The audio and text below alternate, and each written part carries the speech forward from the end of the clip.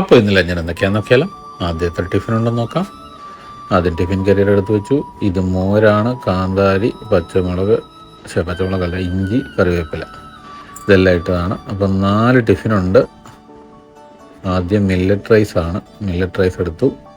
പിന്നെ ഇത് ക്യാപ്സിക്കം തോരൻ, നിങ്ങൾക്കറിയാമല്ലോ ക്യാപ്സിക്കം തോരൻ്റെ പ്രിപ്പറേഷൻ എങ്ങനെയാണ്. ഇത് മത്തങ്ങ പച്ചടി, മത്തങ്ങ നല്ലപോലെ ഓറഞ്ച് കളറുള്ള മത്തങ്ങ, അകം ഓറഞ്ച് കളർ, നല്ല മധുരമാണ് കേട്ടോ. ഇത് കൊണ്ടാട്ടം, അതായത് പയർ കൊണ്ടാട്ടം. ഇത് പപ്പടം രണ്ടും എയർ ഫ്രയറിലിട്ടുണ്ടാക്കിയതാണ്, മാറ്റി വെച്ചു. ഇനി പാലക്കാടൻ ടിഫിൻ എന്താണ്? നാരായണൻ പാലക്കാടിലാണ് ടിഫിൻ കൊണ്ടുവന്നിട്ടുണ്ട്. പാലക്കാടൊന്നുമല്ല, ഒരു പാലക്കാടുകാരാണല്ലോ. അപ്പോൾ തൈര് ആദ്യം എടുത്തു. പിന്നെ ഇത് മട്ടർ അല്ലെങ്കിൽ ഗ്രീൻ പീസ് പ്ലസ് ക്യാരറ്റ് തോരൻ. ഇത് ചോറാണ്, പൊന്നിയരി അല്ലെങ്കിൽ കോലം റൈസ്. ഇത് വെണ്ടയ്ക്ക പുളി എന്നാണ് പറഞ്ഞത്. പാലക്കാട് സൈഡിലുള്ളവർക്ക് അത് മനസ്സിലായി കാണും. നമുക്കൊരു സാധാരണ കറി പോലെ വെണ്ടയ്ക്ക കറി എന്ന് നമുക്ക് പറയാം. തക്കാളിക്കൊക്കെ ഇട്ടിട്ടുണ്ട്, പുളി ഇതുണ്ട്, അതിനകത്ത് ഇൻഗ്രീഡിയൻ്റ് ആണെന്നാണ് വെണ്ടയ്ക്ക പുളി. എന്തായാലും നല്ല ടേസ്റ്റാണ്. എന്തായാലും കഴിച്ച് നോക്കാം. അപ്പോൾ ആദ്യം പപ്പടം എടുത്ത് പൊടിച്ചു.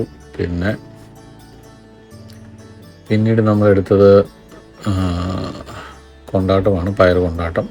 അത് മിക്സ് ചെയ്തു. അതിനുശേഷം ഗ്രീൻ പീസ് ക്യാരറ്റ് തോരൻ, പിന്നെ ക്യാപ്സിക്കം തോരൻ, പിന്നീട് വെണ്ടയ്ക്ക പുളി എല്ലാം.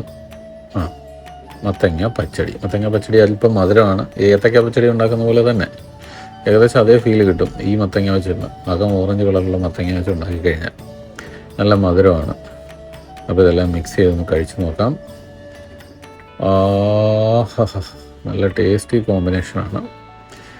അപ്പോൾ പിന്നെ നാരായൺ ഊണ് കഴിക്കുന്നത് നമ്മൾ കണ്ടിട്ടില്ലല്ലോ. അങ്ങനെ കണ്ടിട്ടുണ്ട്, ചില പ്രാവശ്യമേ അത് നമുക്ക് ആ ഭാഗ്യം ലഭിക്കാറുള്ളൂ. അപ്പം വെണ്ടയ്ക്കാപ്പുളിയൊക്കെ ഇട്ട് പപ്പടമൊക്കെ പൊടിച്ച് ചോറ് കഴിക്കുന്ന കഴിപ്പ് കണ്ട എൻജോയ് ചെയ്തു. അങ്ങനെ ലഞ്ച് വളരെ എൻജോയ് ചെയ്ത് കഴിച്ചു. നല്ല ടേസ്റ്റി ആയിരുന്നു.